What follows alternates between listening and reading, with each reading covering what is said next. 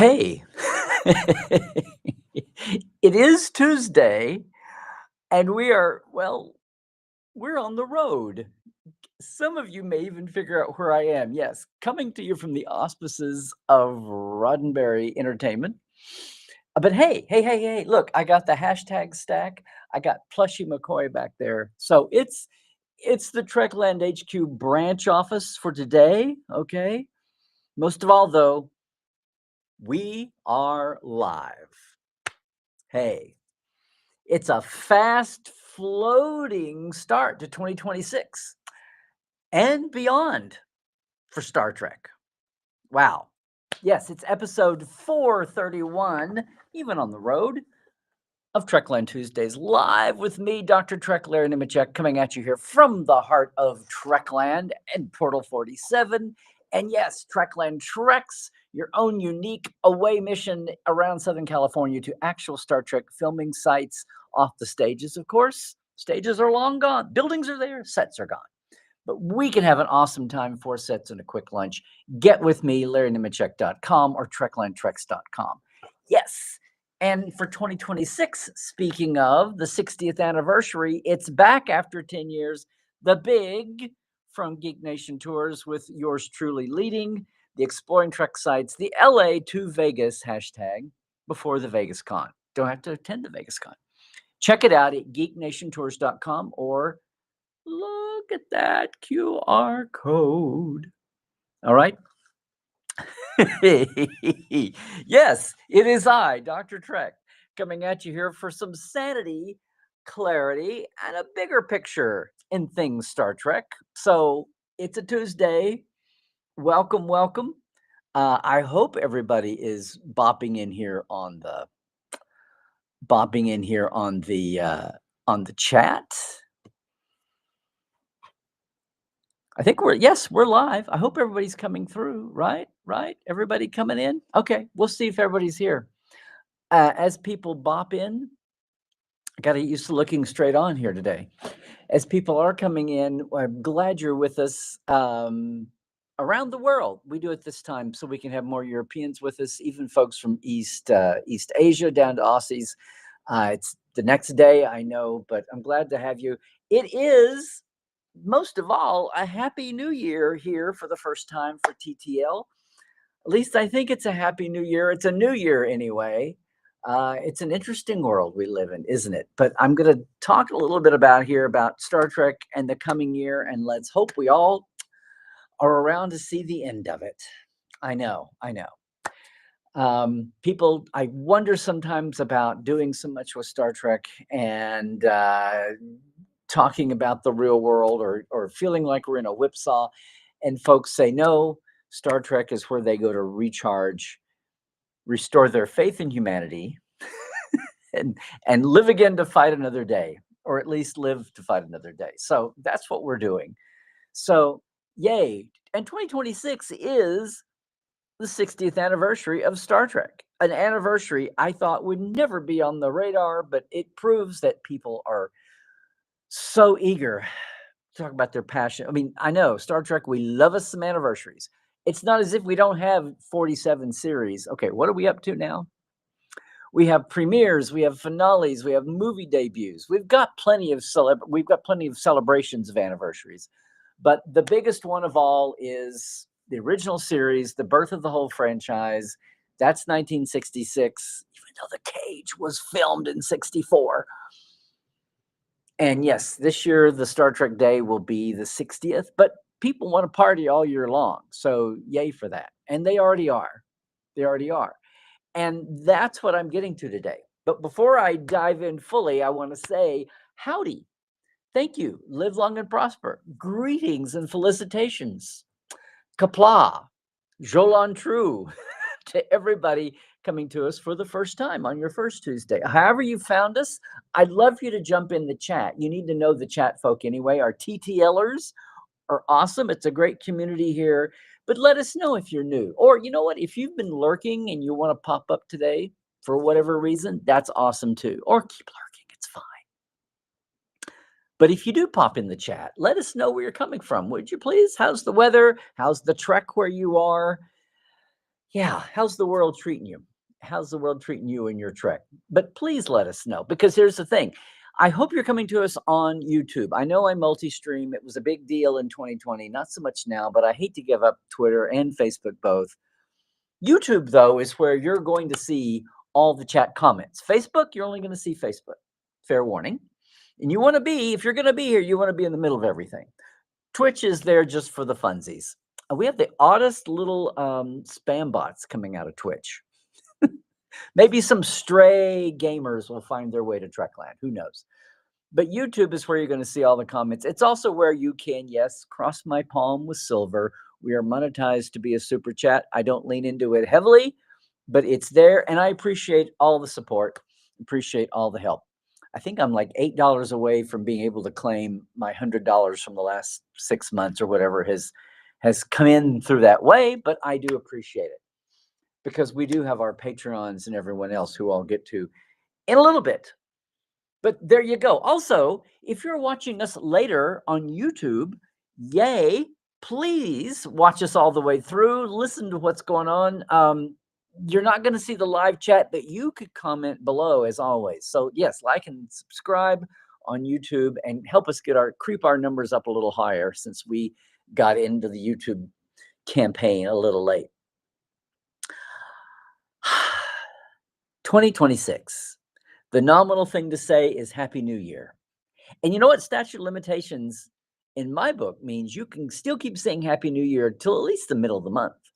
And technically, since January is the first month, I think you can say Happy New Year, especially to people you have not yet seen in the year that you normally do. With me, it's fine to say it all the way through January 31st. if it's a first time to someone you normally would see through the year, or even not, but you haven't seen them yet. Okay, so that's gone. I saw somebody chiding someone the other day for saying Happy New Year on the 4th or the 5th and saying, oh, it's old already. No, Jesus Christ, folks, it's never too late to have a little good cheer in this world by whatever means you can get it. So please, HNY all you want to. But 2026, I mean, it's already an odd bird year because some of you out there lived through the bicentennial, and you don't even have to say anything else. The bicentennial. The bicentennial of what? Bicentennial is a 200th anniversary. A centennial is 100. Bi is a 200th. A sesquicentennial is 150th, but I digress. Thank you, stamp collecting. No, the bicentennial, capital T, capital B, was the bicentennial of the signing of the Declaration. Technically, even though we weren't a country yet, the Declaration of Independence, the Americans, the United States' birth certificate, basically. And we date from that. And it was such a big deal in 76 because people had been leading up to it for 5 years. I mean, they were having stamps for the 5 years before. People were everything was going bonkers bicentennial. And I should say, this was a year before Star Wars. And I only bring that up because you thought you were flooded by Star Wars merch. Everything went good. That was commercial. And toys and games and sleepwear and toilet paper and all of that. Oh, you had all of that and more for the bicentennial. But we were so gaggingly sick of being choked to death on bicentennial this and bicentennial that. And here's bicentennial band-aids and here's you name it.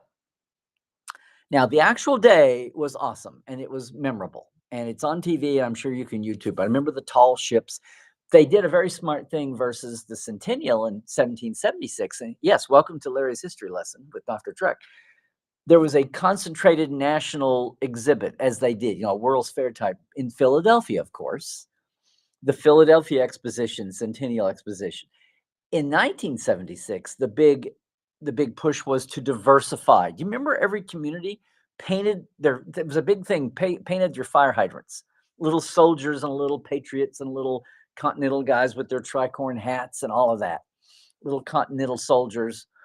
That was a big deal. They had contests in different cities. Some of you, they may still, I doubt if it lasted 50 years, but there may even still be some that have been kept up. Who knows? So much effort to diversify the celebration across the country. It dawned on me a year or two ago that 2026, no matter what else was going on in the rest of the world, politically, culturally, whatever, was crickets. Nowhere. And 250, I think, is as big a deal as the 200th. I celebrate my 250th episodes of series just as much as I did the 200th. I think you're allowed. And not a peep. I've barely seen the hashtag America 250. Now, could that be because people are a little distracted with a million things to do? Could be. Could it be that people are a little down for whatever reason? Maybe. I'm just saying that alongside the 250th, the sesquibicentennial, I don't know, that's not being talked about much is the other reason for the season this year, the 60th of Star Trek. Though I should say, if I had my Will Rogers hat on and my Americana hat on, it's also the centennial of Route 66. Yes, get your kicks. And there's going to be a lot of Route 66 events, and I'm especially tied in because Route 66, did you know this, is the Will Rogers Highway. So I may be flinging a little bit about that at you here on our Trek channel as the year goes along. All that to say is this is an interesting year, but yes, in our bandwidth here, in our frequency hailing range, lingo code, 2026 is the 60th anniversary of Star Trek. And a year ago, 6 months ago, if you'd told me it was going to be a big ta-da to do, I would have said, really? The 50th? Sure. The 60th? Yeah. Had this conversation already. I have been set straight and reminded that aside from Trekkers got to love them a holiday anniversary, this may be the last time we celebrate the original series with the living witnesses that we have with us. I say still. So yes, we've got Bill, we have George, we have Walter, we still have some creative folk, we have supporting cast and players. We have some of them with us, and a lot of them are going to be guests on the cruise, which big anniversary focus is the original series, is the 60th of Star Trek. And, yes, indeed. It's also very good holiday, very good anniversary to be celebrating. It's also the 25th anniversary of the debut of Enterprise, the little series that gets more and more attention and respect as we go along, especially as we know now, since Mike Sussman put his pitch out there for United, which is the President Archer series. Kind of like the Loganification of the Picardification of Archer's situation. So yes, it is the 25th anniversary for the birth of Enterprise. So we've got our share of anniversaries, and maybe we'll focus in on them here. I know we'll be focusing on them through the Trek Files, even as Enterprise was not during Gene's or even Major's lifetime. Major's, excuse me, very much so. Major was there the last day of filming, as she was wont to do, the first day and the last day. Nope. 60th anniversary Star Trek. And I know a lot of folks, current day fans, latter day fans, I'll say it, younger fans, have issues with the original series. I think part of that is maybe you should just have a little more life experience before you dunk on the original series. And for sure, sit down and watch a documentary on what TV was like in 1966. There were very few things that people say, oh, it holds up pretty well. It's still a lot of fun. And yeah, if the original series was your original Trek, of course you see it through different eyes, especially since that is the first one. There was no bloody A, B, C, or D. And it was around as a thing for 20, 30 years. Original fandom, revival, everything grew out of the original series. And then we finally got movies, finally got the first spinoff series, and then all the successful succeeding sequel series, and then the gap, and then even with the artificial alternate universe movies, and then back to Prime with short seasons, and now those are stacking up. Okay, I know, but you've gotta hats off. And you know what? I defy anyone, maybe a moment or two, but something like City on Edge of Forever, anybody can watch that. Anyone can watch that. you can show that to the youngest person, they get pulled in. And yeah, the tribbles are good for kids. My kids still love the Horta and Devil in the Dark. And there's a whole debate, there's a whole meme, there's a whole avenue of study of Trekdom where people debate the merits of what is the episode that you show the non-trucker. And a subset of that is still what is the episode of the original series that you try to show to someone who you think might not be up with 60s TV, even the cream of the crop of 60s TV. But whatever it is, we're here. And we certainly know, and you know what, Shatner's been through a reinvention a little bit. He was a little testy there online. Some problematic moments. A couple of them, I think, later are proven to be just misunderstandings. But he's been to space. He's just amazing to still be the Energizer Bunny of Star Trek. And people are treasuring him as long as we've got him around. And George as well. We had George as a guest here on the Trek Files 6-9 months ago, talking about where no man has gone before, the second pilot. And Walter's amazing. And to his credit, Walter's been getting out there the last couple of years, especially since his wife Judy passed. He's been getting out there, podcasting around, getting his voice out far more than he had been in recent years. So what am I doing? Defending, celebrating Star Trek 60th this year? No, I don't mean doing that. But I mean, there's so much. And I don't know, did I bury the lead? The big thing here was the way the year kicked off for the 60th. And it's amazing in a time of transition. Sometimes, I don't mean to say this condescendingly, it's just human nature and it's the way the world is. We can't all be at our best. And sometimes we could be at our best if the world let us. Sometimes it's the situation that holds us down. And that's why when corporate Star Trek, and sometimes corporate Star Trek just means one or two key people. When the right person's in the right place, things still get done. And a perfect example of this, I hope by now, if you didn't see it live, bright and early, January 1st, New Year's Day, you've seen the millions of great studio and fan videos and shorts and reels and TikToks and mini documentaries about, yes, the Paramount float, which is all about Star Trek's 60th anniversary, and of course the coming of Starfleet Academy. And you know, it's not the first time there's been an Enterprise traipsing down Colorado Boulevard in Pasadena. I want to say it was either the 2009, probably the 2010. What was it? I should have looked this up. It was the anniversary of Paramount, and the Enterprise shared a float with the Gates, the iconic front Gates, and also the Grease Lightning car from Grease. I mean, some of the notable Paramount productions that you could point to, and some actors were on it. I want to say something from Happy Days had to be there. But what are the highlight moments from? Well, Star Trek is going to be the crown jewels, as Mancuso called it in the 80s. The first time people started thinking about franchises. It's the first time I remembered seeing anything that made you go, oh, yeah, it's a thing that you can build on. We call it a franchise now. That was around, and good Lord, that was maybe 25 years ago, celebrating, and it was marking, the return, the first JJ movie as well, and that was the version of the Enterprise they used, because why not? That was the hot new thing. It was going to make you all forget all those crazy old shows and movies.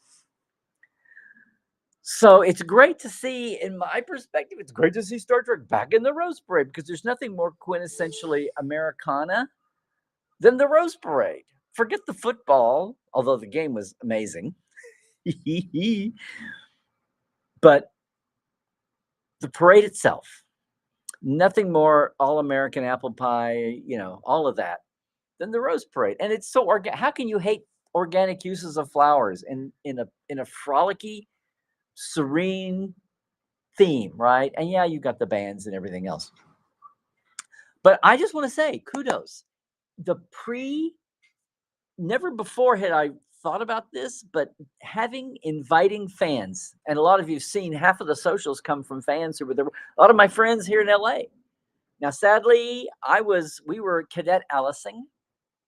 I wish I could have come in for the workday and been there and got one of those spiffy hoodies and T-shirts. Did you see that?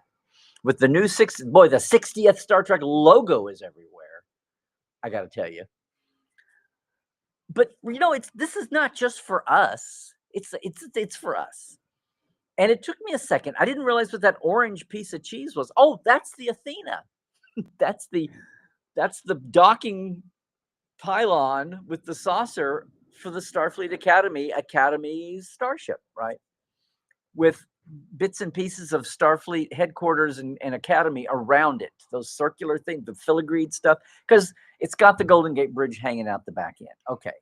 I think, the big enterprise behind you can recognize. The transporter effect was cute. It wasn't quite Star Trek The Experience, but it was very cute the way they pulled that off. The cobbled together kind of generic bridge with a classic command chair. The float design was great. Float was designed by artist, creative type John Ramirez. He was a former Disney animator, so good on that. I saw where the sketch, this kind of flew by on the radar if you missed it. The sketch, the drawing was actually out flying around socials like early September, maybe even September 1st. I saw it and it registered, but I was like, okay, fine, that'll be interesting. It's the execution of the whole package. Having fans come in to work on it, of course, yielded even more social media out there. People were doing their own videos and doing that. The studio, Paramount itself, was down there taping video and getting a lot of mileage out of that. And then, yes, of course, there were celebrities attached. So you had Rebecca there, Rebecca Romaine. You had Tig Notaro there. You've got Discovery and Strange New kind of represented, although Tig is one of the recurring professors is going to turn up playing Jet Reno on Academy. And then you had George in the seat for all the people. It was like, oh my God, it's George Takei. And he got to do the British wave. Everybody waved. And in the middle of all of this, as on the float, but also, shooting up a storm here for video, for TikToks, for reels and shorts, Kareem Dion. I think I'm saying his last name right. Who is the Klingon of Starfleet Academy. And I finally started getting through my screeners. I'm starting to get all the new names of the actors and the characters down. But it was great. He really plunged into, they're paying him to do this, but the enthusiasm is infectious, and he really plunged into the goal of having you can't invent that. All the kids, especially on the show, are having a blast. Now, again, they've been at it for a couple of years, a year and a half, couple of years. So they're still at it new, but you know what? They're just getting out to their first cons and panels, but this is a step beyond a parade. Some of the wacky things that if you're part of the Star Trek professional family, you find yourself in the middle of, they're just now getting to do that. A couple of them were I think it was Karis and Zoe. I'm forgetting who all. 2 or 3 of them were at the Fan Fest nights last fall. No one knew who they were.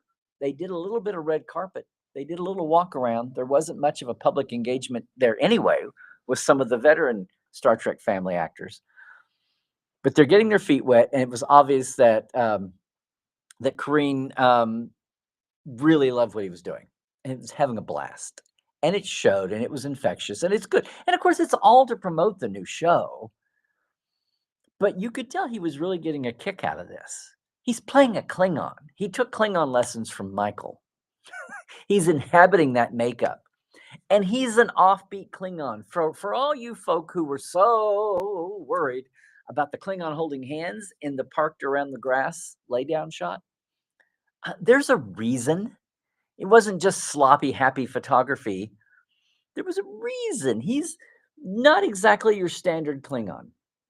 And thank God for that, because he's at the Academy. And yeah, it's the future. It's 800 years. We're not stuck in the 24th century mentality here, much less the 23rd. But even the 24th, Worf is still the outcast among Klingons working with humans. Still, after the Dominion War, still that we know of. Were there some off-glance scenes in Lower Decks or Picard? Don't think so. Point is that he's really embraced the role and the world. And I just think because look, again, the bottom line here is that was for us, but it was for us to spread. They're after the neutral eyeballs. They're after the whole point of Academy here to expand the universe, the numbers, and maybe bring us more Trek is to bring in the unwashed who don't have a best friend who's secretly going to drag them to their weekly Star Trek viewing, right? Or sit them down and make them watch or go to an event or party or good Lord, even a convention, if not a club meeting. So people stumbling into Star Trek on their own, and that's how they do it now. They're not sliding into DMs, they're gonna slide into reels and TikToks. And maybe they find this handsome young man who doesn't look bad in his Klingon either, I must say. But no, it was I just thought the whole campaign effort. But look, here you go. You've got the Enterprise, you've got Star Trek front and center, telling the world it's celebrating its 60th. And most of all, they actually did a good job with the little motto for the theme of the float, which is apparently the theme for the whole 60th anniversary campaign. Star Trek, space for everybody. Yes. I like everybody better than everyone. It's just one more syllable of goodness. Space for everybody. Yeah. I guess everybody's here. Good deal. Good deal. Just checking. It's a great theme. It's a hell of a lot better than the starship is landing. I think maybe humans or humans with a clue came up with this one. It's an awesome think with that space for everybody. It means there's room for everybody in Star Trek, but it means space is for everybody. It's encouraging. It's all the buttons of Star Trek. All the hopeful, optimistic. Once again, we will get through this current shit and live. Our better natures will win out because it has to. Otherwise, we regress. Otherwise, we are stupid and we prove once again the rule of why there aren't more spacefaring civilizations because you have to survive that long to get yourself off the planet. Do you survive all your petty squabbles, as Gene would say, to get out there? And if you do, you're better suited to meet what is out there. Maybe it's not all bipedals and bumpy headed aliens, but it is there. So I'm just going to say, is there anybody in the sound of our chat voice today that has not seen at least one clip somewhere in your socials about the float at the Rose Parade? Not much less some of the documentaries that are out there. And, Rebecca taking her own shots, much less Kareem doing that. I'm sure Brad was helping out George at the same time. I just thought it was a great launch, which is what it was. It was a great launch for the 60th anniversary year. Right there in every American's living room or right there on their devices in their living room or car, wherever they are. So yay. But that's happened. The rest of the year is beckoning, and it's there's a lot planned going on. I will say, and it's just totally coincidental, it's where I'm sitting. Go over, if you are not following any of the Roddenberry social channels, you should.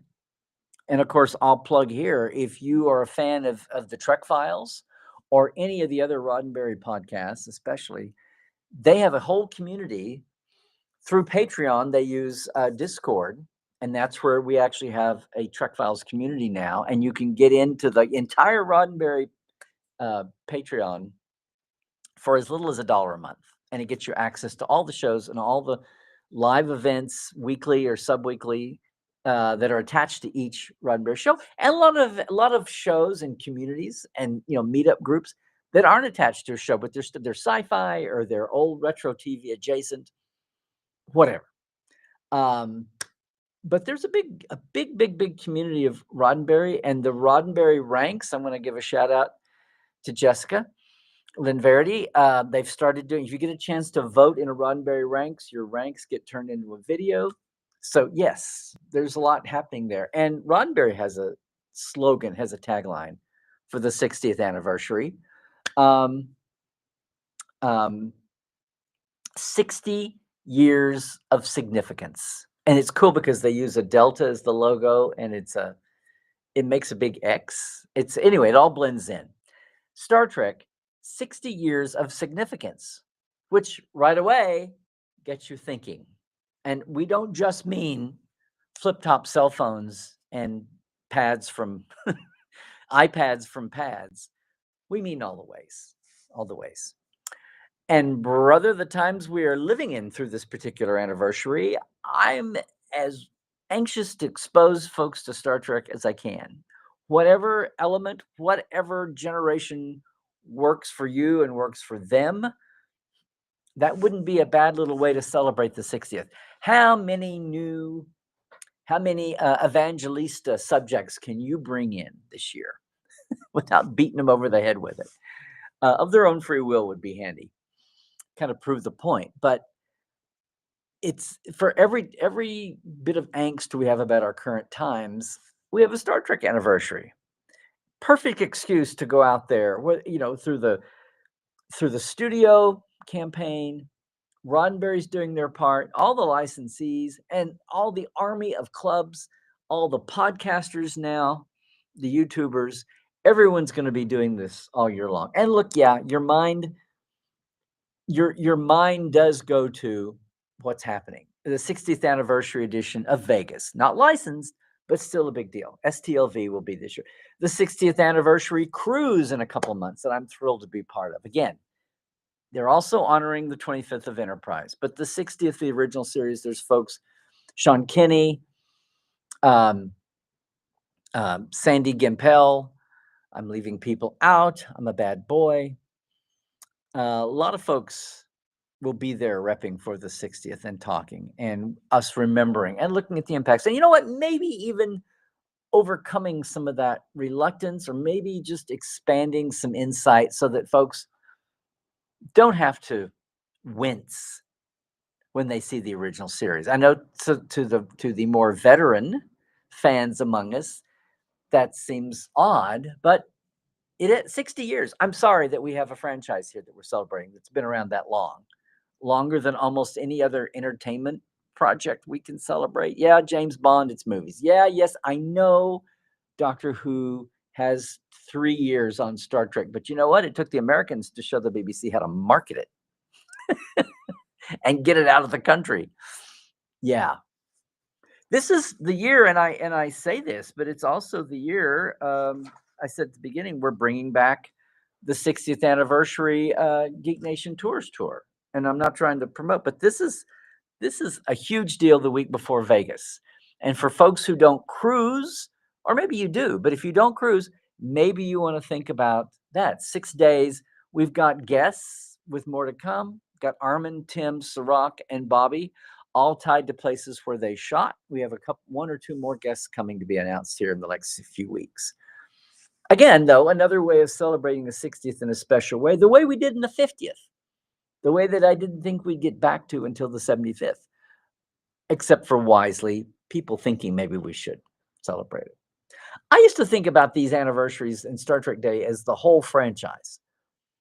And then I realized how unfair I was being to my original. Because every series, as we said, has its anniversaries, the premieres, the finales. And the original series, everybody else has their own. And if we make September 6th all about the whole franchise, then the original series loses out.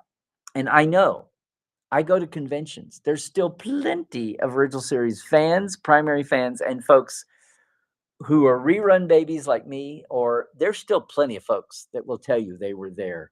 If they didn't see at least some shows later on, they'll tell you they were there on September 8th, 1966. Did I say September 6th? Or I guess those were Canadians. I've heard from Canadians too who saw it on the 6th. It's just ironic in a year where we're celebrating the 60th. Okay, there's no movie. More on that later. We do have new series. So here's Academy. We're just barely a week away. The first preview premiere is New York, Monday night, I believe. There's also a screening going to happen in LA. But yes, we're almost there. It's the 15th. The first 2 hours. They're not a linked back, they're not a part 1, part 2. They're gonna set this up as they've done in recent years and give you 2 on the first week, which means it'll only be Fresh Trek for 9 weeks instead of 10 because they're blowing 2 hours on the first night. But I digress. We're that close to new Trek. And I know there's lots of doom scrollers and, worry warts who are worried about the 90210. That was a very specific Starfleet 90210 term that we were worried about in the Aaron Spelling days, literally. Too much teen angst. And I know that's a concern for folks. Are you starting to see some of the actual reviewers who are not spoiling, but they're just kind of vibing? It's generally going to be received well. Now, whether it's the second coming, best thing since sliced bread, best thing since sliced hasperat, I don't know. I think so. I think so. I need to see more. I'm enthused about it. And you can't knock all the young actors. I'm not going to stop saying kids. They're all in their 20s. You can't knock the enthusiasm they're bringing for it. And I think there's enough veterans in the cast, both from within and without Star Trek. And you're reading about all this now, but the cumulative impact is, I think there's generally going to be, and even starting to have some explanations about what makes the 32nd century tech so magical and what's behind it a little bit. So that's coming. Not too much angst. They're still heroic. They don't give up their Starfleet credentials or their wannabes, their goals, aspirations. For Starfleet, no matter where they're coming from with their lives, to go all in. We're not going Dawson's Creek here. We're not going Starfleet 90210. I think they'll hold it in. I think they'll hold it in. The thing is, there's Strange New Worlds. Will we get season 4, which everyone's reassuring us has a more serious tone, even though they wrote it before they got that reaction to the 3rd season and all the big swings. I just want them to take good swings. I just want them to take Star Trek swings and slides and merry-go-rounds and monkey bars and the whole playground of Star Trek. We get season 4. When?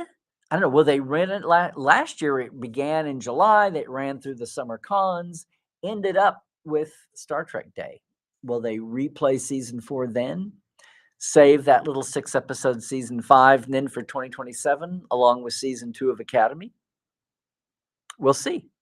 But it's certainly going to be a part of the 60th conversation. And will we get a live Star Trek Day on September 8th again? It's been a year or two since that's been a thing. Shifting times, budgets. We're not cranking out as much Trek as we can. Everything is pulling back. The world is shifting. The industry, the business model, and the owners of Star Trek is shifting. And I'm not going to dwell on this too much because we've been talking about this the last few months in all of my group, Portal, here, other places I've been and talked with. We have so many things up in the air right now. Who's running Paramount? How much are they going to run besides Paramount? Are they really going to buy Warner Brothers? Because if they do, Star Trek will be a small franchise fish in a big pond. It won't be the family jewels of Paramount anymore. It'll be one of many. Be competing with Bugs and Daffy, much less the Harry Potterites and everything else. That's all to be decided. And if and when that is, what happens with Alex's contract in a year from now? Do they let him? Does he stay? Does his contract to be the king of the franchise, does that expire? But they still want another season of Academy, assuming it's critically and favorably seen by fans. Do they take? Because it takes a couple of years to get a series up and running, and the new owners definitely want Star Trek on the streaming channel, whether that's still Paramount Plus or merged with HBO Max. We'll see. Paramax. There you go. Paramax Plus. You heard it here first. They'll want something fresh, and it takes a while to get up and running, unless we have the Liberty Ships of Star Trek series coming up here, or the RMNA or whatever it was, the vaccines. I'm really up in the air. I keep hearing rumbles that may be what happened, that actually maybe they do hold over Academy. Well, everything has to play out, but as a scenario, it's not out of the question. But the bottom line to all this is studio owners, the world at large, the business model, who's doing Star Trek, if anyone is, as a TV show. And then the movies are hanging out there, right? Will Sam Weir and his partner, will their movie be a hit? Well, will their movie get done? If it's not done, it'll be a huge hit. It'll be a huge hit on the credibility. It won't be just, oh, that's a Star Trek thing. People forget about it. That's pretty public and common in a world where people are looking for strengths and weaknesses in all this paradigm shift of Ellison and who's running Paramount and all of this big picture, big ticket, um, you know, swagger that's come into the picture now, and what the hell is going on with media and monopolies and the media that owns news aside from entertainment. All of that big picture. Anything that's perceived as a weakness or a failure or a goal, a public goal not met, is going to be significant. So yeah, it may be one of those cases where whatever the hell happens, you get it done no matter how much it takes. And that's assuming it's a disaster. It could just, everything could go according to plan. It could be wonderful. But somewhere between the motion picture and getting All Access, CBS All Access launched with Discovery, both of those cases of, okay, we've had problems, whatever it takes, get the damn thing done. We cannot afford to failure is not an option. We'll see. I feel like this movie's going to get made, but then what does that mean for more movies? For variety of, do we get back to TV movies and miniseries and short subjects and experimental lab theater, aka short trek? We've been talking about these question marks for so long, but in the context of how we celebrate the 60th, that may be the icing on the cake by the end of the year. I don't know. But, well, I don't know. The icing on the cake may be what happens with the Warner Brothers purchase and how much did that slugfest go from just the boardrooms in Wall Street to politics in DC, which is not supposed to be involved at all. And oh gosh, look, for the last few years, it's been all on our plate. But I don't think that's not going to harm us. That's not going to stop us from celebrating as we do it. And my point here today is there is so much on the table already. They're showing you what the cakes are going to look like to celebrate with all through the year. So are you part of any of these? Are you saddling up for the cruise, for Vegas, for some of the conventions in Europe? I haven't heard yet what Destination or FedCon or the new Warp 2 and 3 cons are, how much they're going all in on trying to make Trek that. Or if, as happened 10 years ago with the 50th, if San Diego Comic-Con or New York Comic-Con winds up with a big sponsorship from Paramount and a lot of signage. Again, no movie to premiere as happened 10 years ago. 10 years since Beyond. Wow. But maybe the next year. Maybe the next year. Jonathan Goldstein and John Francis Daly. Sam Weir. I'm always going to call him Sam Weir. What they've got going. But Ellison and company say that Star Trek is absolutely a priority on the big screen. And they want to have synergy between the TV and film. Still waiting to see what that looks like. If we're actually talking about Rick Berman style TV movie unified, or if it's more like the late Hard Bennett, early Rick Berman era of the movies and TV talking to each other, but not coming out of the same office, coordinating a little bit, which is an amazing amount compared to what could be happening. Yeah. And meanwhile, all of that, the documentaries are booming. Did you know? Have you keeping up with everything? Okay, number one, Beam Me Up Sulu is the tale. I don't know if I'm part of this or not, but I've been privileged to be around and donate some video footage that I did 10 years ago But the original fan film with George that was started in the 70s, yes, it predates the late 90s, that didn't get finished for years and finally was, and just everything about George and Sulu and this just so many aspects of fandom and ripple effects and culture and activism. It's a fascinating documentary. Um, Sometime in the spring, then of course the To the Journey Voyager doc. We're still waiting for it to get to the Blu-ray DVD release stage, just for the backers, and maybe a 2-day something theatrical release. That's been kind of what's been a plan. Trying to maybe streaming then on YouTube afterwards. People can finally see that. Yes, they say that there is talk about the center seat having a second season of some duration. I'm merely reporting what's been reported elsewhere. And then the other public documentary from Dave Zappone and 455 Films, Lolita being involved with them now, the Mike Westmore documentary. That's coming together and maybe trying to get that out later this year. The Voyager doc's done. It's just the distribution that's the thing. Creatively working on the Mike Westmore doc. And what's crazy is I may be privy to some rumblings of entities beyond that. It's going to be a full year for documentaries on top of all the other ways to celebrate 2026. One of the complaints about 2016 and the 50th was that there wasn't enough documentary material out there. There were a couple, actually. I think because of the change up in distribution and the fact that we were adjusting to streaming. Remember, it was the year before Discovery premiered. A lot of people had no clue what streaming even was. And linear TV and the satellite channels and the cables were going down.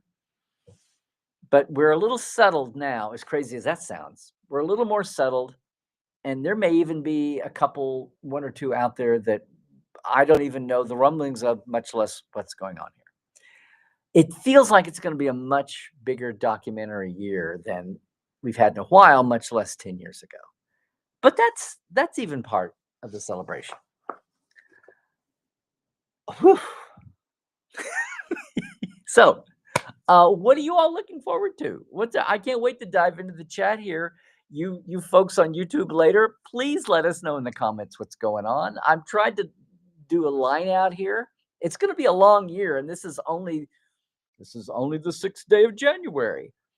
We got off to this floaty start, but it was a great step, and it was a great mainstream promotional advertisement billboarding of Star Trek, and it was across the generations, from George to Kareem.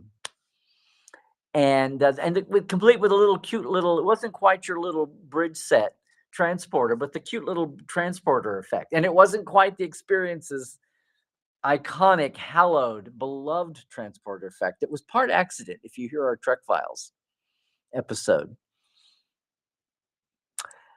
It was an amazing start. I just can't applaud the studio and everybody connected, from the design and the builders team, bringing in fans, which multiplied the social media output, and then just the basic appearance. The fact that it rained, yes, it literally put a damper on things, but still, hey, I said neither rain nor snow nor gloom of ion storms is going to keep the Starfleeters from their appointed rounds, and the 4 celebs and that young model who was demonstrating the transporter. Awesome first foot forward, but again, lots to come and lots to jump in with, hopefully of all kinds of budgets and a lots that we don't even know yet, and hopefully some surprises by the end of the year. So I don't know, what are you looking forward to? What do you wish was happening that maybe sounds like may not be? We can talk about it. Either in our live chat now or YouTube comments later on, everybody. All right. That'll get you chewing. And while you're chomping on that mentally, can I just say, hey, once again, it's time to thank my Patreons. Can I do that? Our TTL Club, Trekland Tuesdays Live, Just a big shout out and a thank you to Chuck A. and James Kerwin, Diana Hopkins, Halbert Gunjanssen, Lawrence Todd, Chris Jiggins, Mitch Keith, Keith Rombach, Josh Patton, Pranakasha Productions, J.R. Poole, Comedy Forecast, and Andrew Jazimski. And then our live wires, Gary Williams, Robert McLean, Byron Bailey, David Gant, Gall. I'm sorry, David. I haven't said your name enough. And I'm over here on the corner. David Gall, thanks so much. And you're our newest. Yay. Also, MJ Frug, you're our second newest, I believe. Chris Garris, Brandon Coles, Dave Gregory, Jesse at Crusher Convo, Donna S. Runyon, and Casey Shafsky. Everybody, I do appreciate I kept it little on purpose, but there you go. I say it's little, it's $5 and $10 through patreon.com/Trekland Live for the shout out. I really am going to get everybody the overdue early interviews from the first few years of Portal 47. The backstage folks, the creative folks, the whole reason I created Portal 47 in the first place. But meanwhile, on my Roddenberry hat, yes, 60 years, right? 60 years of significance. I hope the Trek Files is helping to live up to that theme for the year. If you haven't heard the Trek Files, you should go take a listen. thetrekfiles.com, best place to catch up. All nearly 14 seasons complete are there, easily scrollable. That's our Memory Alpha page. Easy hot links. The player, the documents of the week are there. This week, just up, because it's a Tuesday twofer, Mike Sussman is back. This time, we're talking about a different captain, Captain Kirk, Admiral Kirk, and his preface to the motion picture novelization. Spoiler alert, it's really written by Gene. But the wacky doodle bits that have stuck with Mike, and me too, to be honest, from that preface, what Gene was doing, kind of like a crossroads moment there. It's almost like a summing up. Well, listen to the episode. It's great. We have the little 4-page preface right there. Okay?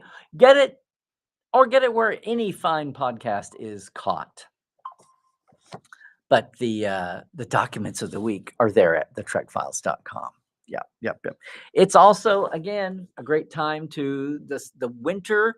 Hopefully we're through the rainy season and we'll start getting to the drier, warmer part of the winter, but it's warm anyway.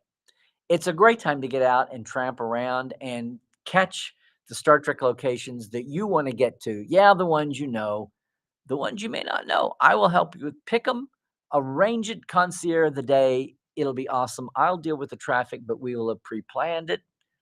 Yeah. TreklandTreks.com. It's a day tour, your own customized away mission. Not to mention, and not to be confused with, the big multi-day tour the week before the Vegas convention. Check it out. There's the QR code even. GeekNationTours.com. And that's going to do it, gang, aside from just a reminder. Hey, I'm still on Twitter X. I'm on Blue Sky. And the Instagram, the Facebook, and, everything. YouTube, especially, is Larry Nemechek's Trekland, or Larry's Trekland. Please, YouTubers, like and subscribe us. And if you're curious about Portal 47, it's portal47.net. You can check it out. That's another Tuesday. Happy New Year. This time next week will be just a couple of days before the premiere. Maybe 72 hours if you think about the midnight Pacific time drops, if you're still looking for that. Lots of things coming up in the year with Star Trek, and I've got pieces of Trekland that are still come on the way that I haven't talked about also as well. So I don't mean to be vague streaming here, but that's on the way too. So stay tuned. So much Star Trek this year, and hopefully some fun new things happening with Trekland as well. All right, everybody. Hope your January is as well as it can be getting off to a start. I hope you are at least looking forward to celebrating your Trek. Do you have any targets? Any well-meaning friends, family members that are ripe and ready that could stand a little Star Trek in this day and age? You might have some help. People looking for something uplifting. I know right where to take them, and I'm sure you do too. That's going to do it for today, everybody. Listen, I just want to thank our Patreons. Thanks everybody for your support. Had kind of a quiet holiday this year, but we're going to be ramping things up. But we'll be here. We'll be back on the Tuesday. Of course, the coming of Starfleet Academy means that Second Opinion with Dr. Trek will be back. We have some fresh Cadet Alice to share with you too. In fact, kind of a unique episode of Cadet Alice is coming first. I can't wait for it. I can't wait for 2026. I can't wait for things to get on down the path, hopefully in a happy, healthy, positive way.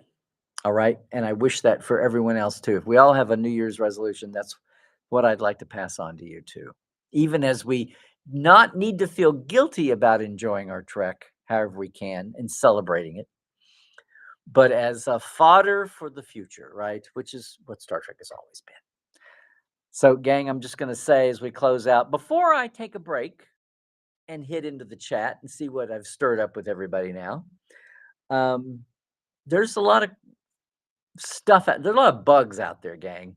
So please, please, please stay healthy, do all the things.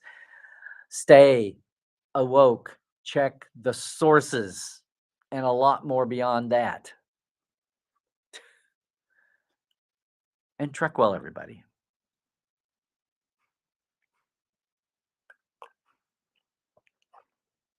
And thanks to John Roddenberry for letting me do this on the road today. I mean, guess what I'm doing? Yes, more Trek Files research. Trek well, everybody.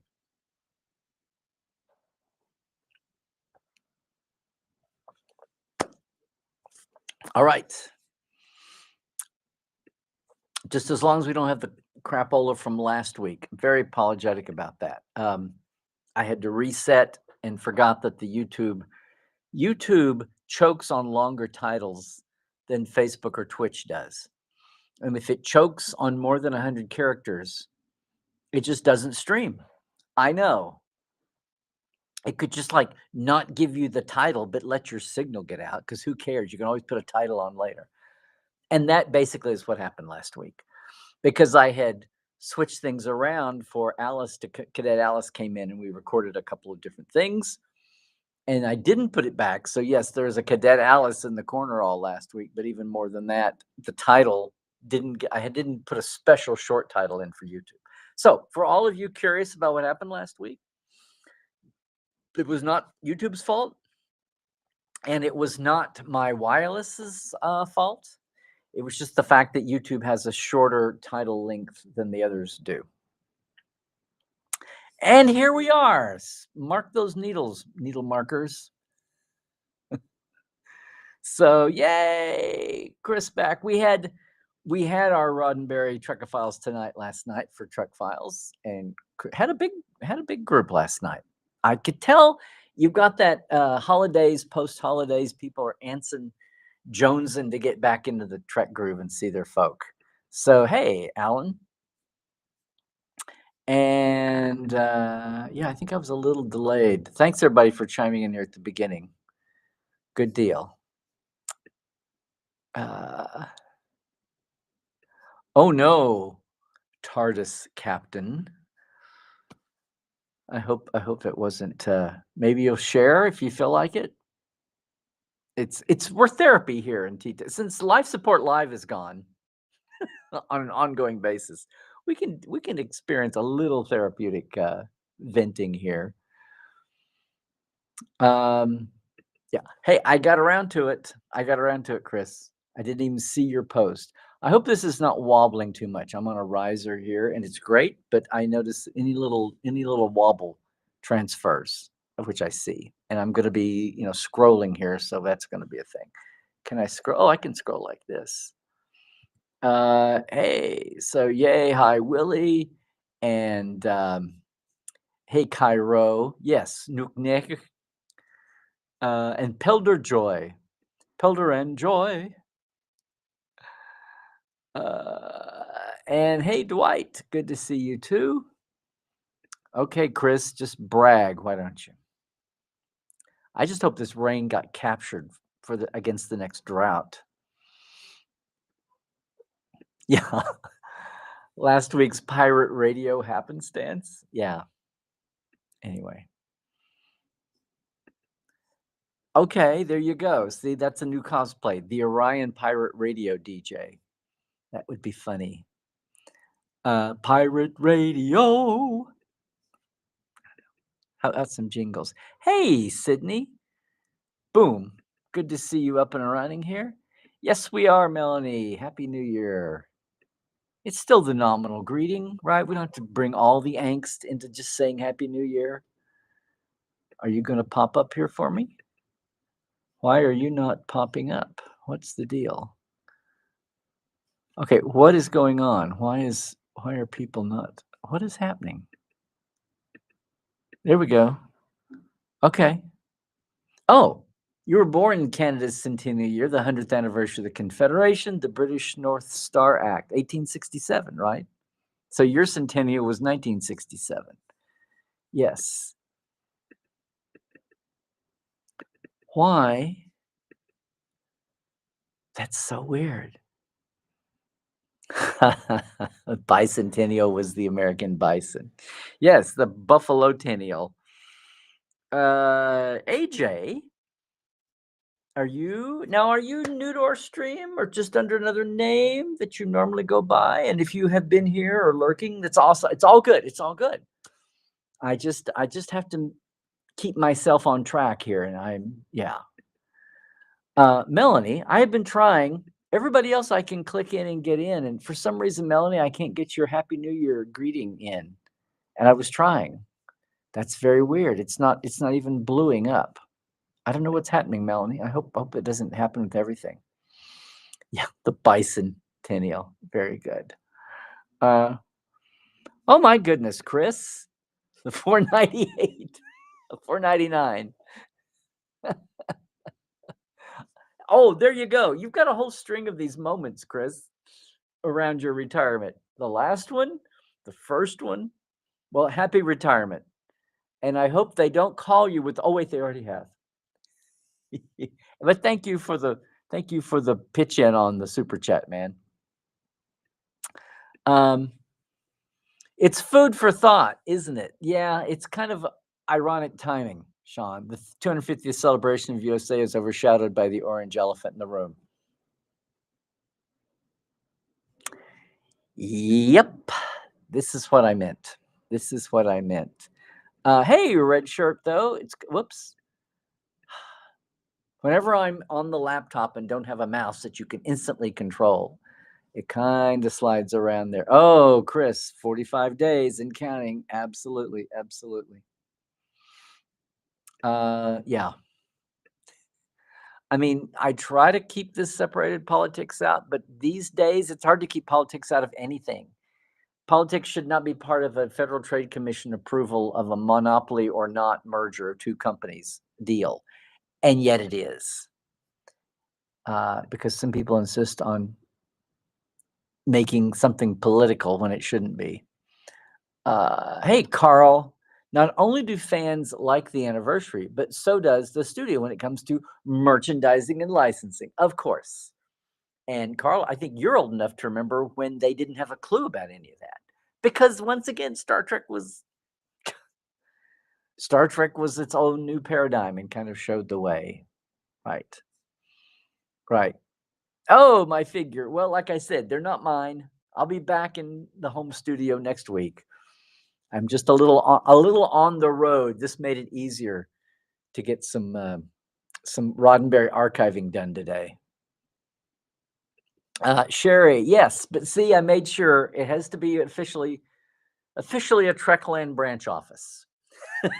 We've got Plushie back there, and we got the hashtags, and more. We have the cup and the glass from Trekwell. So Oh, speaking of the Horde, I hope we see one in the faculty on SFA. Well, that would be Amazing. Would they go CG or would they go costume? Or the way the Edosion wound up not happening after they tried to do one last season on Strange New.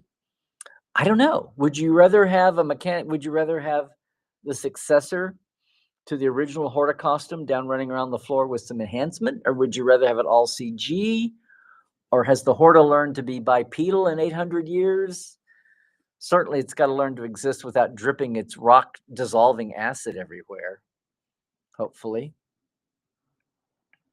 he has a new perch. No, he's in the same cup. I just got it up in the air.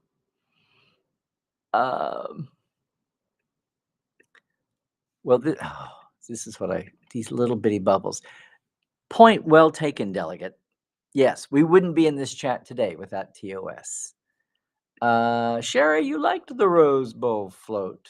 Yeah, I mean, who didn't like what's funny is you knew there's a bridge, the chair, you can see the Enterprise there. You can see, have you read up on some of the, some of the flowers, the singing leaf plants from the cage are obvious in the front, but there were a lot of other florals. Our friend John, JVC, and Marion, and different people were helping pick out flowers, famous Star Trek flowers, wacky ones. Oh, my figure. You could say right now in this world, the odds are against us and the situation is grim. I know. How's the rest of that quote go? Yeah. Oh, now see, Melanie, this one's fine. I don't know what was with your first text blurb there. You petted a baby bison. Speaking of bison, you petted a baby bison at the county fair a couple of years ago, and an adult camel. Both animals are very calm and affectionate. Hopefully, they would have those with public interaction, like puppies. And of course, they had all the usual. Oh, I'll finish your blurb for you. And of course, they had all the usual farm animals in the exhibit hall. It was 104 degrees, 40 centigrade or Celsius.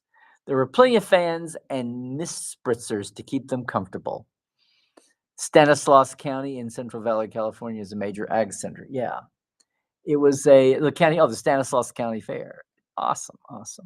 Yes. We actually have traditional things like county fairs in California. You betcha. There's a lot of ag counties in California. Yeah, Sherry, I just said a shout out here. I'm doing some Roddenberry digging in the archives for new Trek files. We're trying to get ahead of the season break.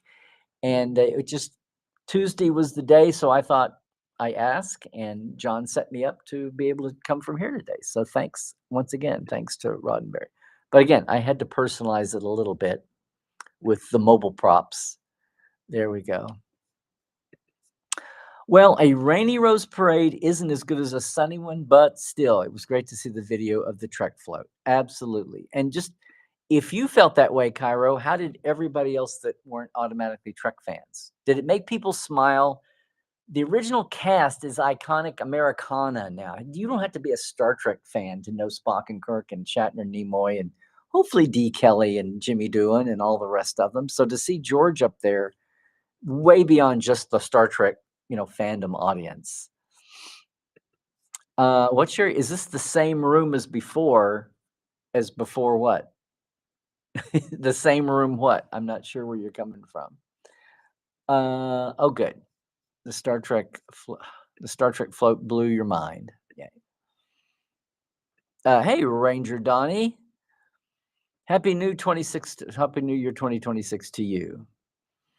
And Happy Epiphany. Wow, you're keeping up with all of them. Good on you. Got it. Oh, hey, positive fandom. Headed to the world premiere of Star. There you go.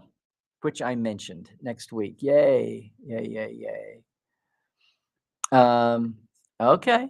Going to give SFA a fair chance, but you're looking forward to its red carpet show. Oh, that's today. I'm sorry, gang. It's today. I saw people flashing their invites as I was driving. Well, I mean, not as I was driving, but on the road today.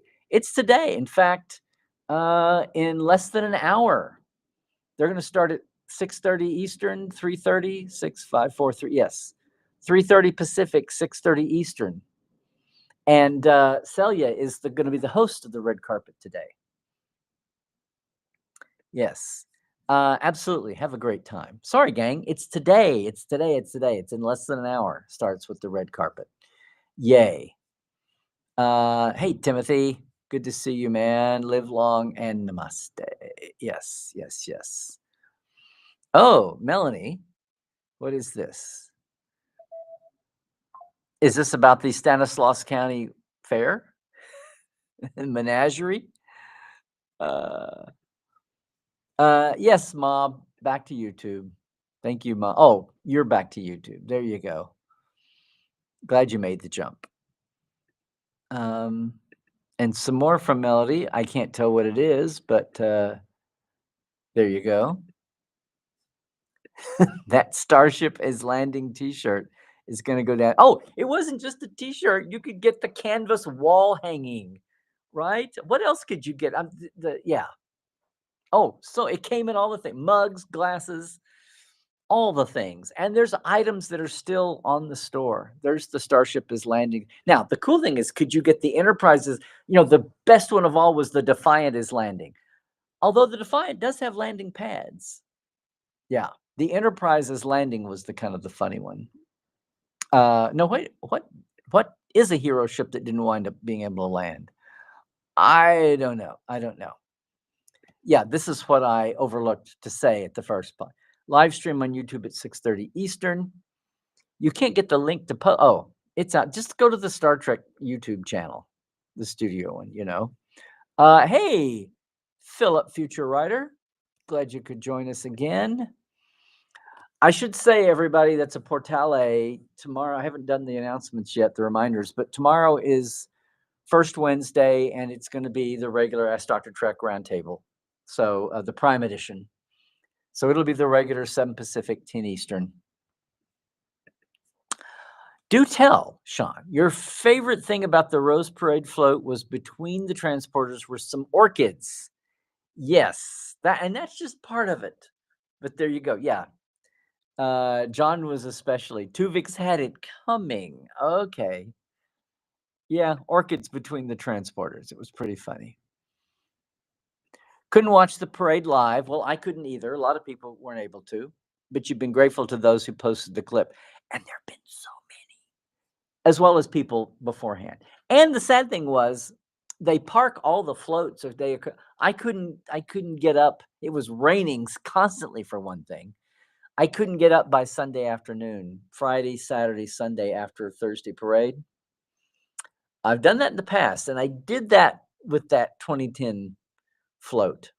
I couldn't, and we went by the Burbank float a couple years ago, but I couldn't get up to see it.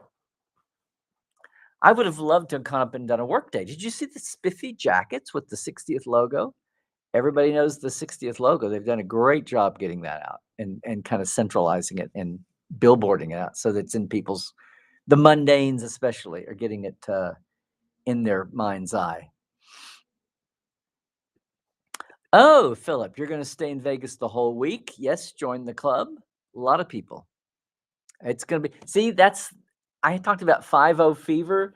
This is the 6-0 sickness. No, I wouldn't say that. It's 6-0 fever now. I guess. Hey, Christoph. Now what? Trek movie, that premiere red carpet live stream should be at. There you go. Thank you. Thank you for sharing that.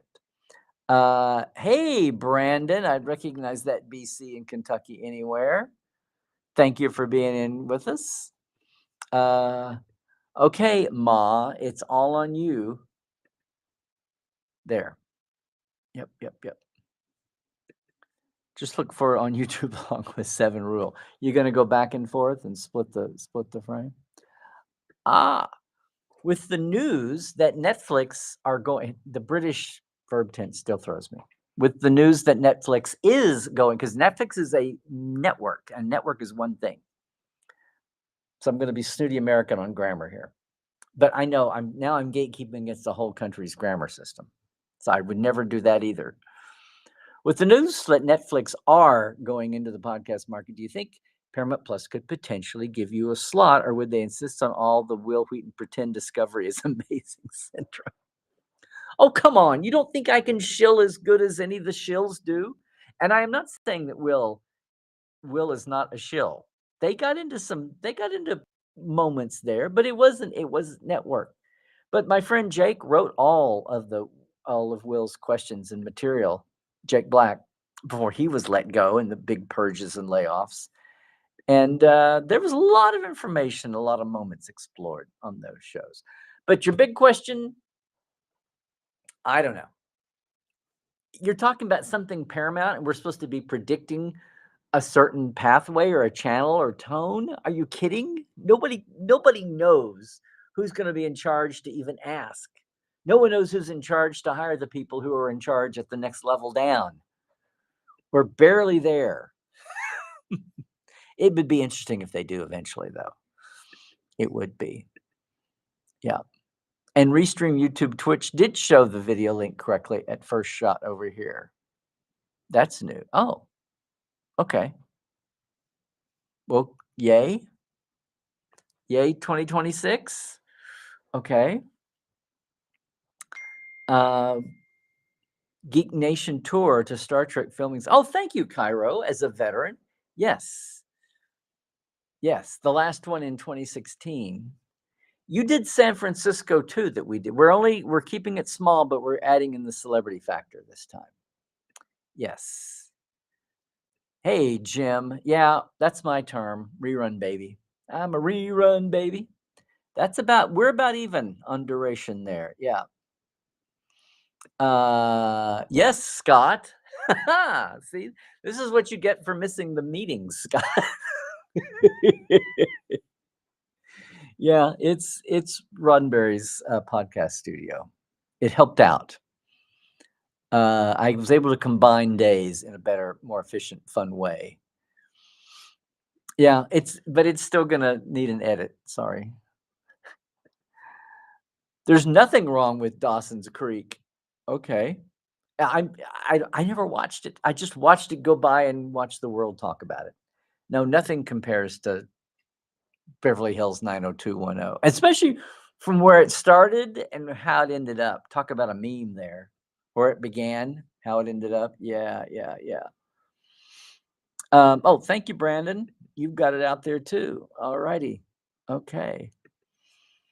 And you're going to New York City premiere of Academy tonight after work. Are you there? Is that why you're in that padded room? There's lots of reasons I might need a padded room. No, I'm still West Coasting. There's going to be a small event here. That's what I was thinking. There's a small event here on Monday that's a hosted screening with Noga and one of the cast, Noga Landau, the showrunner, and one of the cast at a screening at a theater and a little 2-person plus host post panel, talk. But no red carpet.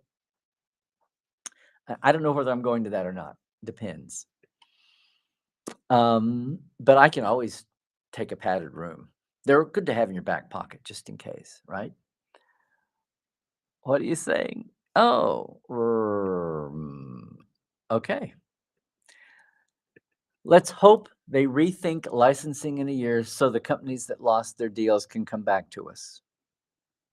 I know I've said this is the arrogance of the new and people thinking that you just will big numbers into, like, somebody else has not done their job or been competent.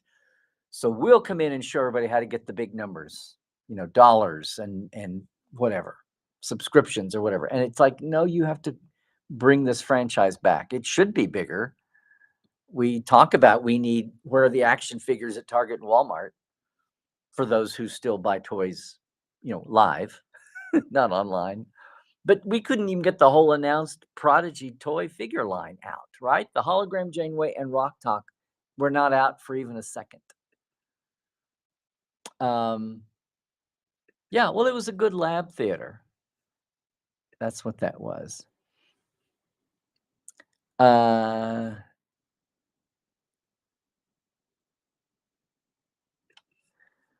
Oh, you're just throwing caution to the wind there, Danny, huh, Ranger? Fine on what? Well, I don't know. Is it a lesser of two evils? Is it possible to there's pluses and minuses either way. Netflix is bad for the industry, the Paramount Plus might be bad for news and Star Trek. Either way, you're going to wind up with way too many you forget 600-pound elephants. You're talking about 2,000-pound elephants now in the room. Yeah, yeah. Oh, hi. Hey, Sean. Premiere of SFA is happening in NYC as we speak, so early impressions should start floating around immediately. Yes, although the early screenings when they let the riffraff in, it's not just the screeners that have a yank back chain. When they let you're cautioned, you are warned not to spoil it too much.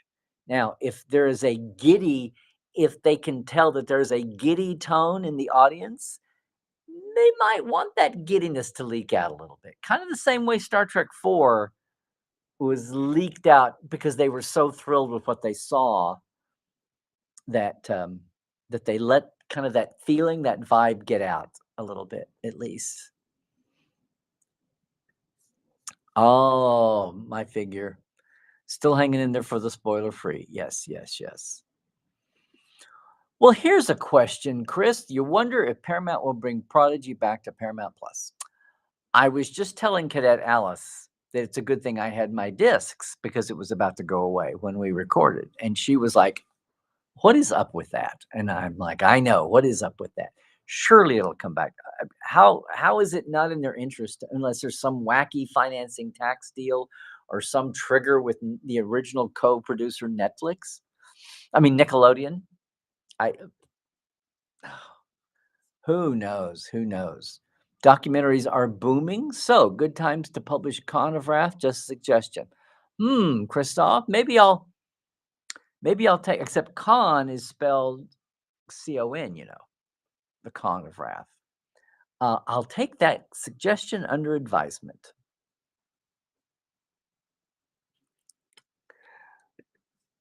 Hey, TARDIS Captain. Carl, stay tuned. Or as Rachel would say, stick a pin in that.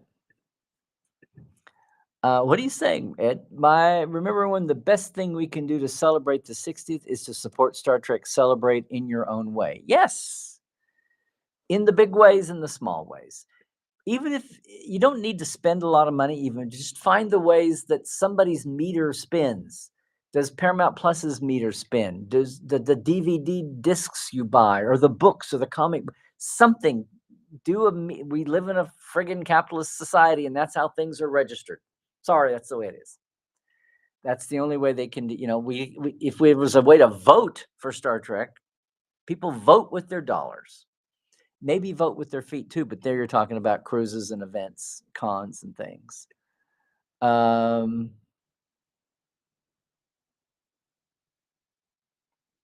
Yeah. I saw somebody talk about the docs, and I just realized that the list they had wasn't anywhere near complete.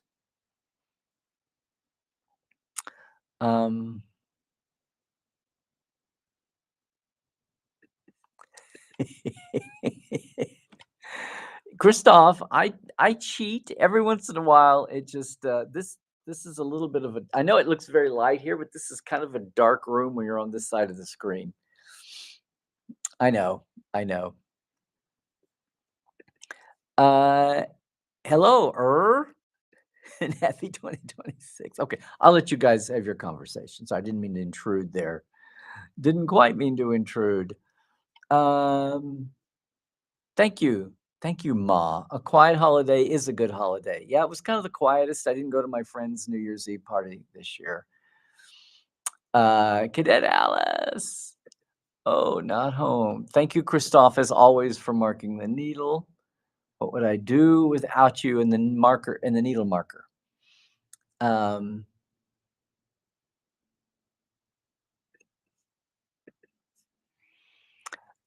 Kind of true, but I don't really need it. It's just I just need to pay attention, be on top of things. That's on me. That's on me. Uh, hey, Joel, glad you could make it as always. It's like people come in shifts, and that's just fine. That's fine.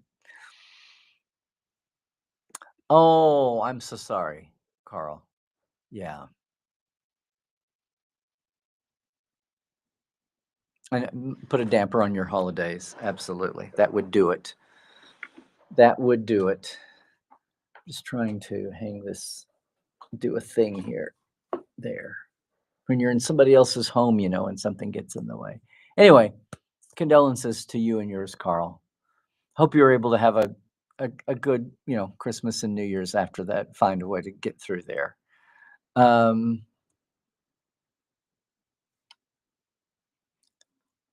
yeah, don't know.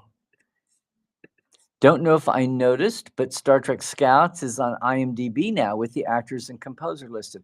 I hadn't noticed that, Joel, because when I saw that LinkedIn post, I just went, "Oh, it's a secret," and the secret leaked out.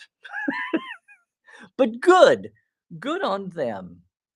By the way, I meant to mention this in the main talk, but if you go to IMDb for Starfleet Academy, the episode titles aren't there.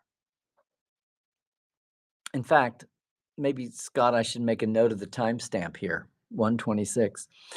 Um, here's an insider's hint. If you go to the IMDb for Starfleet Academy, the episode titles are not there, but the writing credits are, and some of the directors. It's like Tawny's episode is the fifth episode, and she co-writes it with Kirsten, which makes a lot of sense. The two Star Trek nerds got to be together. In fact, I mean, she's talked about it. But all 10 episodes, the writer's credits, you can tell.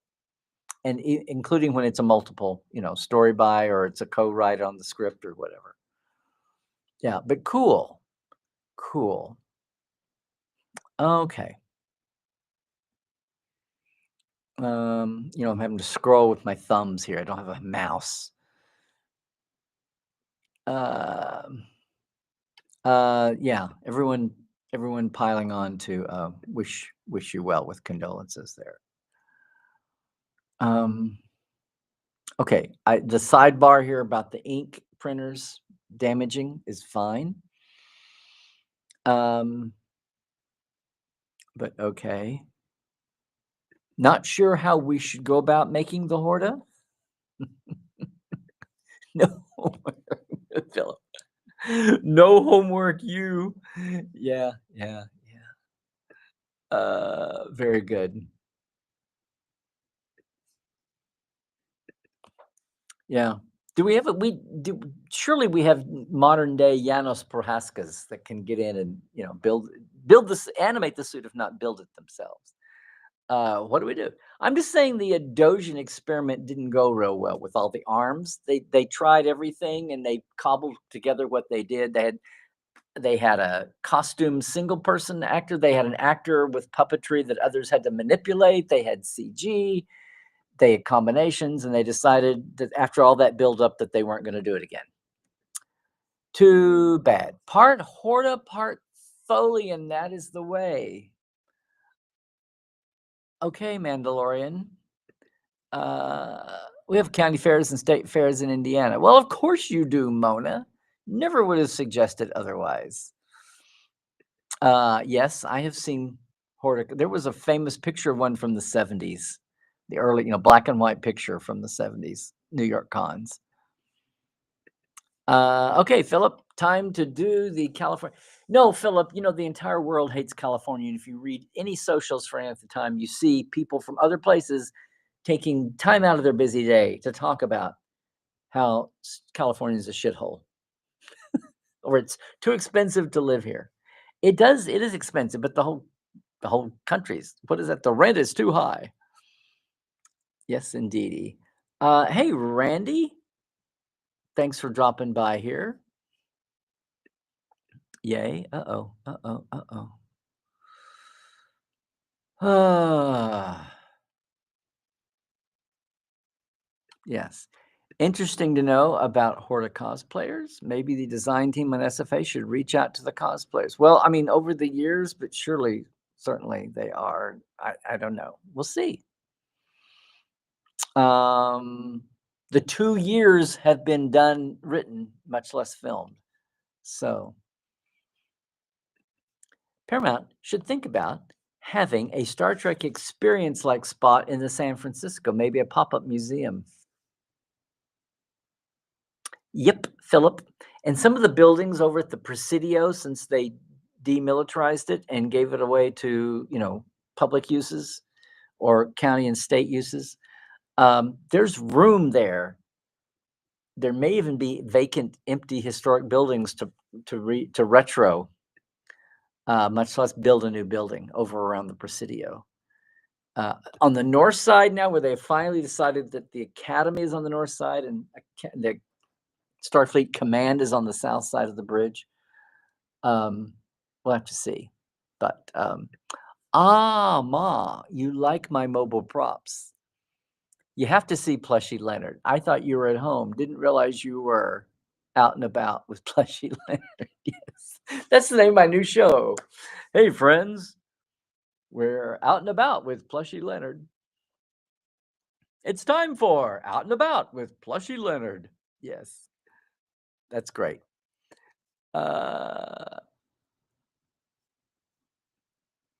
Nope, that was the YouTube link for the red carpet premiere. Brandon posted. Okay, there we go. Hey, Pedro, you're here. Uh-oh, what? Is Larry in the Voyager transporter room? Yes. You didn't hear about the new Voyager The Experience exhibit coming to Hollywood now?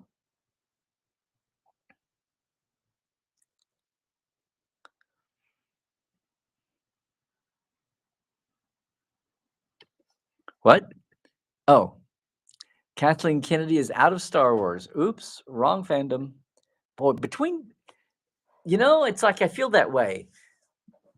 College and pro football alike, it's been a very interesting, mundane, out of the weird year with a lot of shuffling and a lot of upheaval, especially in college football. Pros is just a lot of crazy. Took 10 years, but she's out and Doomcock's happy. Okay, well, we don't talk about the idiots who refuse to show their face after spouting so many opinions for years. Well, Pedro, we'll see. Another 10 months. We will see what happens. We'll also see what happens with Academy. See? You can never assume that your side is the side because there's always. Hey, Trek reviewer, good to see you too. Do you think Skydance might say, with most of the Trek since 2017, is that it is not canon, just like Gene Roddenberry claimed the animated series is not canon? Well, if you do, you've just thrown away the value of that. Has anybody from those series become so endeared to the fandom? I mean, now you're talking about Lower Decks. You're talking about Anson's Pike.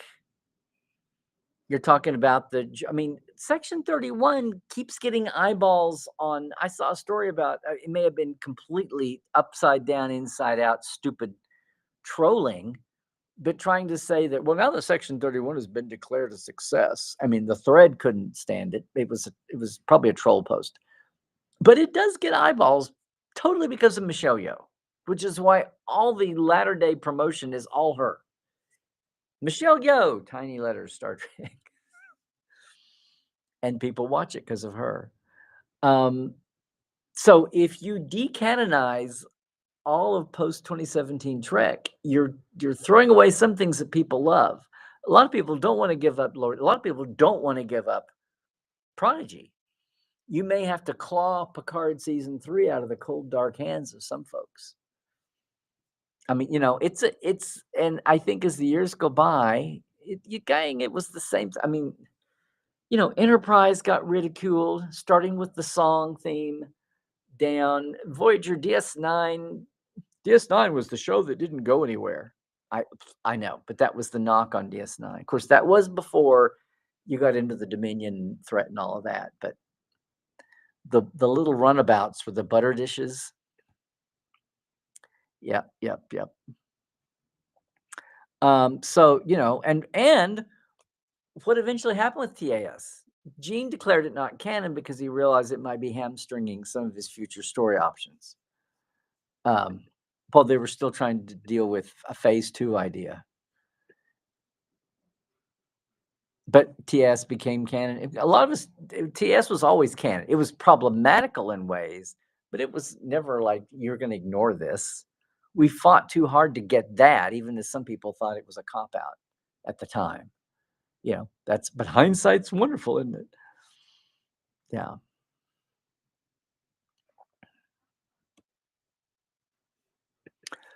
Kennedy's departure from Disney Lucas creates an opportunity for Trek, maybe? You mean to jump into the vacuum? Are they going to have a vacuum if they appoint someone else to lead Star Wars? Not sure. A definite difference of opinion here on Kathleen Kennedy. That's good. Healthy debate here, all about it.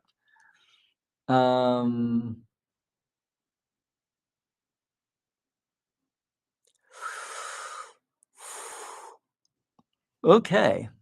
Wow, we've launched into a Star Wars thing here. Now, what? Oh, you're still on this, Timothy. Okay. The other option would be for Larry to write a list of patron names with a biro pen on the back of his printed sheet. He could then also write some other prompts, notes, and other discussion points to help him stay on track during his live streams when he runs out of things to talk about at the end of chat. Has this been a problem? Scott's out there going, no, don't make this longer.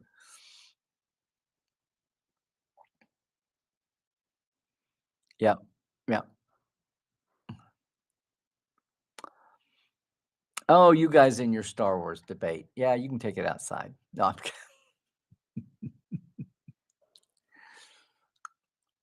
Oh, Trek reviewer. We're going to go. Okay. While the Star Wars guys go outside, we are going to talk about this. Okay. The only thing Prime Canon okay, this is like Steve Martin at the end of The Jerk. I don't need you. All I need is my thermos. I just need my thermos and this chair. All I need is this thermos and my chair and this lamp. All you need for Canon are Picard Season 3, Lower Decks, and Prodigy. Okay.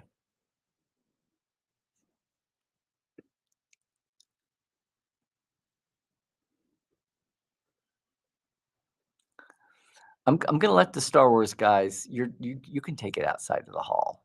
Okay.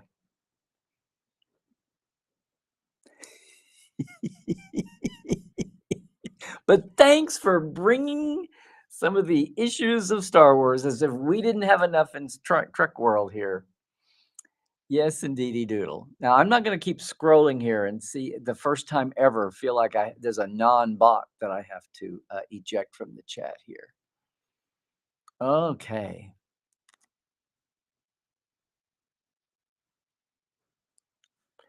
You're not optimistic about Star Trek Saved by the Bell with Screech the Klingon? You talking about Corinne's character? Have you heard him talk? Not Screech. He's even deeper voiced than Michael was at the beginning. Mm-hmm. Okay. Question. Zihi, is there a type of Trek adaptation, West Wing, 90210, etc., that you think would be universally reviled among Trekkies? Oh, Zahir. I couldn't, for some reason, your name was. Okay, like go find something that everybody would purposely hate out of the gate that we could all be united in hatred of. Seems a little counterintuitive there, Zahir. I don't know. I hope we don't ever do like a Black Ops, which is what Section 31 was going to be. But I mean like a really on the nose Black Ops. That just seems like a waste of time to me. Yeah. I don't think even if you went out looking for something for everybody to hate, you'd have people loving it. It's just the back and forth of, Trek fandom opinions as we have kind of seen here today. Yeah. Oh, wow. Mona Grazerites, one of my favorite topics. Why weren't they in anything after DS9 as the president? Found them in beta for books and games, but no memory beyond Jerish and Yo. No, there's another Graze. Isn't there a Grazerite in Lower Decks? I think there's guys. I'm off the top of my head here, and I watched them twice a piece as they unspooled, and haven't got to do a really stick to it like I did with TNG for the companion. Um, but there's been another Grazerite since Jarashinyo. May not have even been identified as such, but it was clearly meant to be a Grazerite. And someone may pop in and say what it was, but I know there's been one since. But the reason there wasn't one is because they weren't real happy with the makeup at the time on DS9. And that happens. Sometimes a great idea doesn't get executed well. It's like the first time Mike Westmore tried to do Andorians on TNG. They tried it twice and didn't like it, and he didn't have the technology to do what he wanted to do done. So they just, the antenna looked like soda straws, kind of going stiff, and they just look like this. And then the motors wouldn't work, so they just wound up with 12-inch antennas sticking straight up. And that's kind of why they were always in the background. You didn't see them. The most foreground was that 5 seconds you saw of the LOL body option. Say that 3 times fast.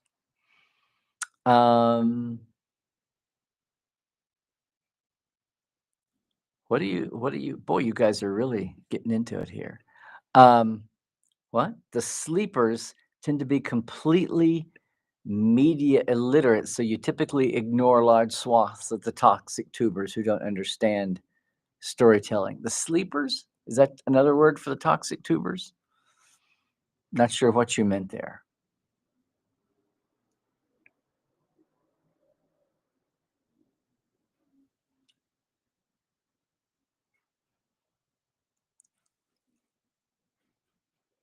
Okay. We got so many threads going on here. I forget what you're saying, Mona, not memory alpha.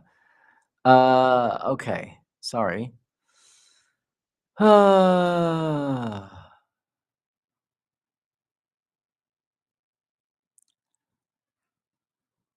just trying to find questions. This is true. For all these different threads going on right now, sometimes it's just a matter of taste. It's all subjective. In the end, I remember someone I worked with at the paper in Norman, and Norman's home with the National Severe Storms Lab, unless that's been closed lately. And there was a hail radical. It's like she said there are 6 hail people in the country, and one guy had a minority view, and the other 5 thought he was crazy. And her ex was the crazy hail guy. He was the one. Only 6 people cared about this. Talk about a rarefied air there. Yeah, yeah, yeah. Now what? Oh, okay. Now we have okay. Pedro.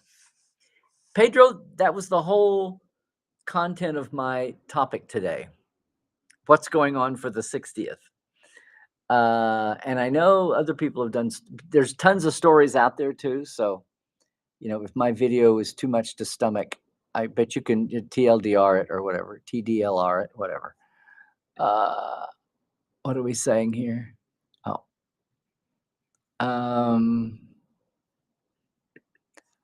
have I watched any of Star Trek Scouts? Yes, I watched the first 4, 5, 6, and then I lost when they're these little 3-minute piddle outs. I thought after a while, I'm like, I'm just gonna sit and watch them all at once because there's not a lot to soak up. It's not like you need to marinate in a Star Trek Scouts for a day or two. It's just boop, and it's there, and so much of it is repeated. Because you know what? I'm on it like a comet, Jr.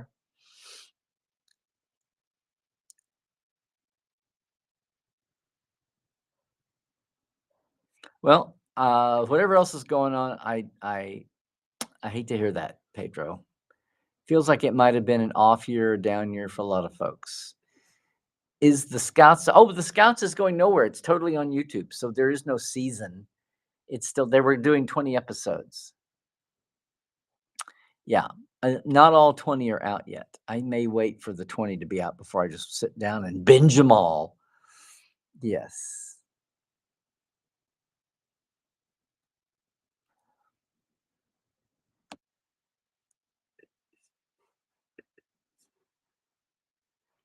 Oh, Joel, you've been doing a build along on the D? Okay. Yes, 4 minutes each. And they're halfway through now? Okay, there you go.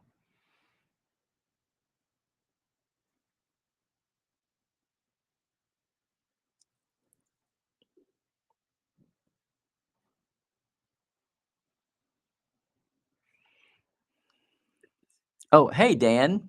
Well, it's it's a it's been a staple here at the Roddenberry Studios. You know, the big posters, and I'm so sorry, I forgot his name. I should have brought it up. You know, the big post here. Do I dare do this? I can swivel. See those big posters, those boys, the original series there, and then the next gen cast, and then the villains, the quote unquote villains, because you know Star Trek doesn't have villains; it has adversaries. A lot of them are just misguided in their goals and their applications and their methods. Uh, what?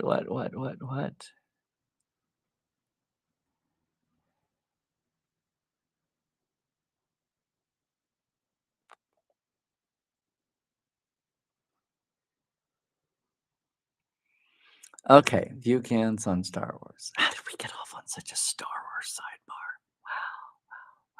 But you know what? It's fine. It's fine. The chat survives. The chat abides.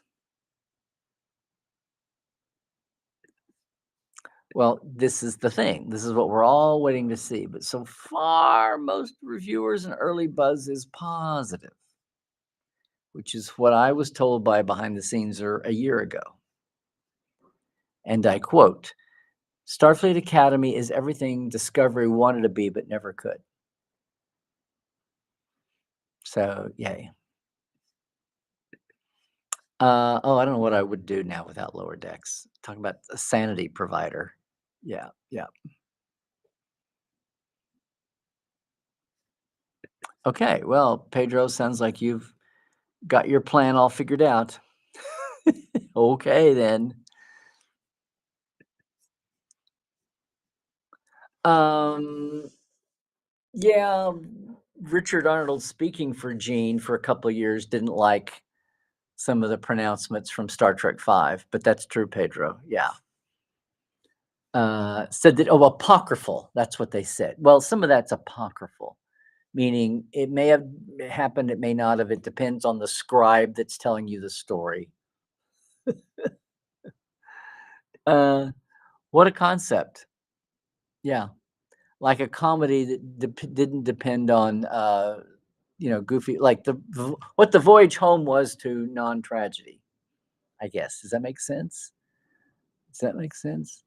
Mona, sorry, that's not about the people. That's when I click something that goes bonkers. You love the jerk. There you go.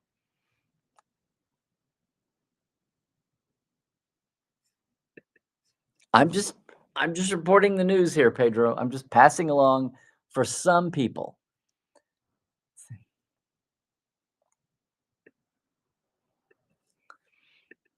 There certainly is a here.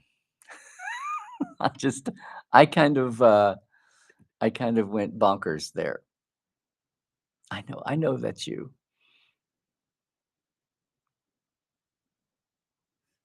What wouldn't work? Starfleet Academy Clown College? But then some would like it. Yeah, I love clowns. Clowns get a bum rap, some would say. I don't care. I've never been scared by clowns. Clowns were just supposed to be a thing, and then they got really unpopular, kind of like circuses. And I'm like, okay. I never really cared about going to a circus though, for some reason. I didn't hate them. I just was like, eh, you're going to see some animals being made to do tricks in a tent, and it's going to be weird. Um,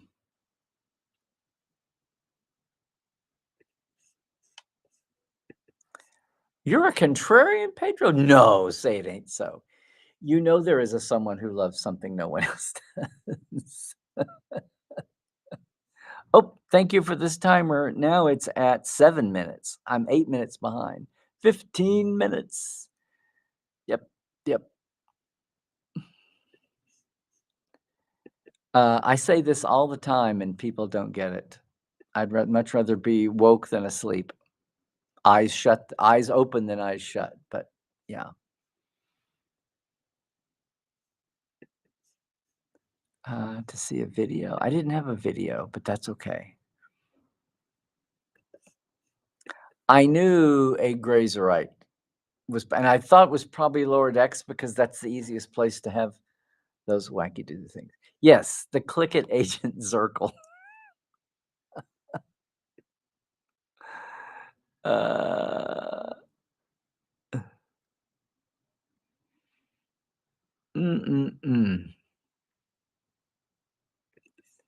Yes, you can binge a whole season of Scouts in 2 hours because, the hyper connected storyline is very important to see it all at once.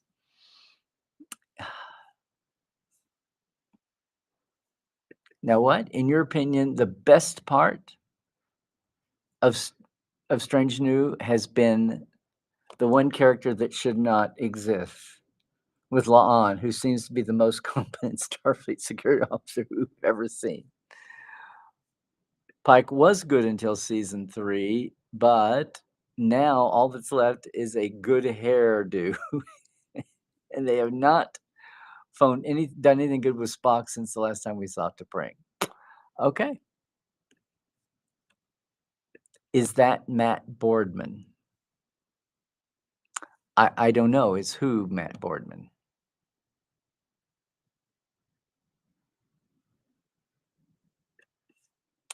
Oh, Pedro, you're looking for coloring books. I think Mona is your person to market them. Yeah, yeah. Slightly heated Star Wars chat. I'm just so glad I never had the attraction to Star Wars. I enjoyed Star Wars, but it's like, I have no idea, no intention of staying with this for 50 years. Are you kidding me? What was the point?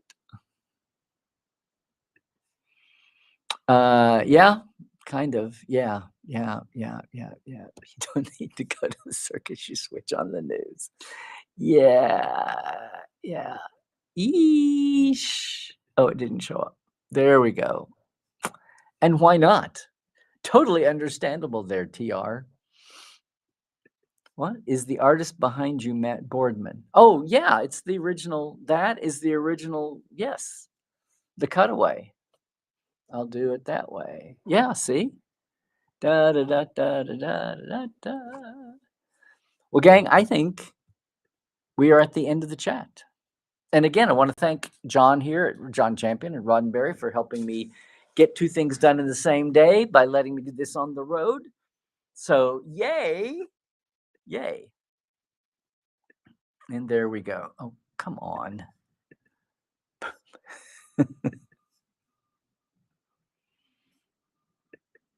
Yep, there we go. So real quick reminders, everybody.